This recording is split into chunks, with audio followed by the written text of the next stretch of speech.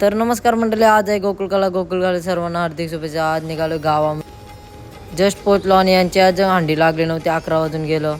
तर आता चालू होती रशी फेकायची. सँडी बाय रशी फेकत होता.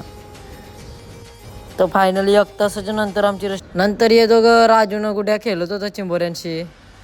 चिंबोऱ्या वाटतं सोडत होतं, नंतर सोडून झालं. यांच्या लोकांच्या हंड्या 12ला फुटतात ना, आम्ही या 12ला लावतो हंड्या. कसा काय होणार यांचा. नंतर हे दोघं आपलं रिबिनीवशी भांड्या करत होतं. मी लावतोय तू लावतोय.